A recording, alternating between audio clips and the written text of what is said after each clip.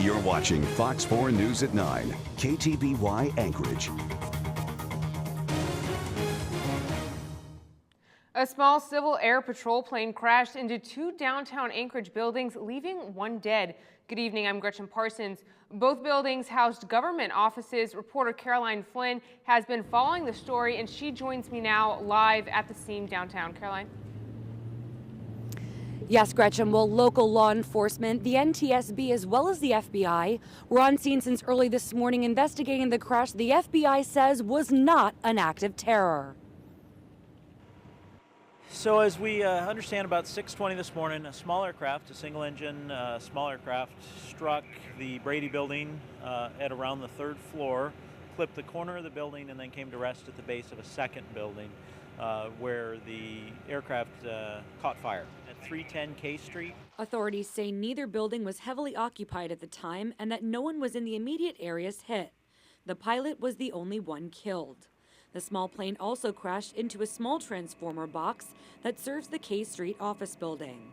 As a precaution, the grid to a portion of downtown was turned off for several hours. The initial power outage in the immediate area was from the plane crash, and then the wider spread, multiple buildings downtown, is the safety of the crews operating. The National Transportation Safety Board quickly stepped in and took over the investigation. Just before noon, as new evidence was discovered, the FBI joined. It is not unusual for the FBI to work an investigation with NTSB.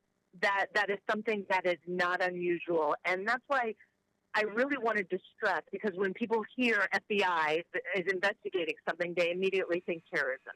We have no indication that this was terrorist-related in any way, shape, or form. Shortly thereafter, Civil Air Patrol confirmed it was their Cessna 172S plane that crashed, and that the pilot was First Lieutenant Doug Demarest. They released the following statement. Quote, "The matter is being investigated by the proper authorities. The pilot was not authorized to fly the aircraft. He joined the Civil Air Patrol in 2010. Civil Air Patrol is assisting local authorities and the National Transportation Safety Board in the investigation." End quote. Why Demarest was flying the plane and what caused the crash is still unknown at this time.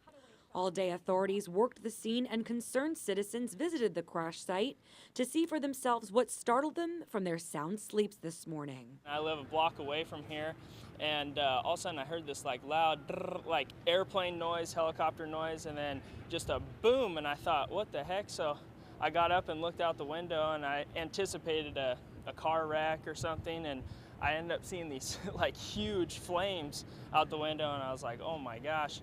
And then I went to turn on my light and the power was out. Now, while it seems as though authorities have left for the evening, judging by the tape, road closure signs, and traffic cones, it's safe to say they'll be back investigating further tomorrow morning. Gretchen? All right, thank you very much for that report, Caroline.